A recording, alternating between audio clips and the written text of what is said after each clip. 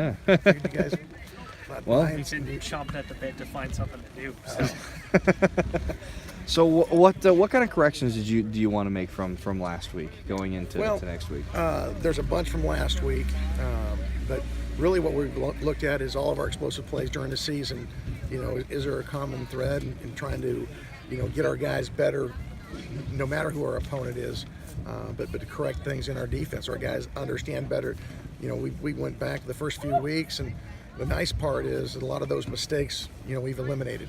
But we've created some new ones the last couple, and so you're just constantly trying to stay ahead of the game. That's got to be a little frustrating. It is, but we got 18 to 22-year guys that are in the first year of this system, and so you really start seeing strides at the end of the first season, but really next year is where we hope to make tremendous strides. What do you guys do in terms of looking at Stanford, because they've had Bryce Love and they've not had Bryce Love, they've had Keller Crispin and they put Costello in there.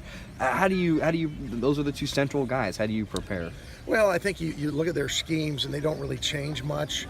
Obviously with different personnel, they have different strengths and weaknesses. Right now we're at the point where we're just looking at their base stuff and trying to get in as many games as we want to try to figure out what they like to do against teams that look like us with odd spacing and even spacing. What sticks out about Bryce Love? I think he's, I thought we played a lot of really good running backs this year, but this guy's special. He really is a guy that's got great vision, great patience, and when there's a little crack, he explodes through the hole, and next thing you know, the officials are holding their hands up. So you've got to be really, really efficient in maintaining gap integrity, and you've got to get multiple guys there because he makes guys miss and then he runs away from them or he runs through them. What do you like about your guys' performance against Null, holding them under 3 yards of carry? Well, I think our guys understood we had to get multiple guys at point of attack.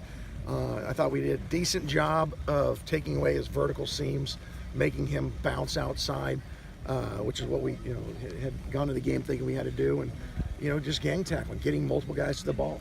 Is it kind of I know they're completely different running backs, but is it kind of a precursor for Love getting guys there? Yeah, you'd like to hope so. It's something we stress all the time is getting multiple guys to the point of attack, and we absolutely have to do it when we play Stanford, because he every week seems like he breaks off explosive plays, and they've got great gap integrity. Then all of a sudden one guy gets out of his gap and it's gone. So you just got to have great integrity, and then you've got to have great effort to the ball. How big has having Jordan Kanachik been in the absence of Devontae, especially in a run-heavy game like you had last week and like you're going to have next week? Yeah, no, it's been really big. Jordan, we thought from last spring and in fall was going to be a guy for us. He got dinged up, and so really didn't play a whole lot after that first game until about week 4 or 5. But thankfully he has, because that production that we lost when Devontae left. Jordan's done a nice job of replacing that, and all of our linebackers are starting to step up. Really pleased with how Garen Brown, because Garen's a guy his rep count has gone way up because of that, and he's done a lot of good things for us too. How quick a study is Jordan? He's really sharp. He's a guy that he's got to make the checks. He's a guy that understands the defense, and most importantly for an inside linebacker, he knows what's going on around him, so he knows where he needs to fit because of the guys around him. What's gotten Chris Palmer more into the lineup for you guys? Well, he's been productive. He's a guy that probably chases the ball better than what he looks like if you just see him on the sideline. We're watching the game tape, and he's making plays sideline to sideline. He's had great effort to it. He's playing with better pad level. I'd still like to see him drop a few pounds, but he's moving well with that weight, and that's been the big thing, is that he's keeping his pad level down. He's chasing the ball really well.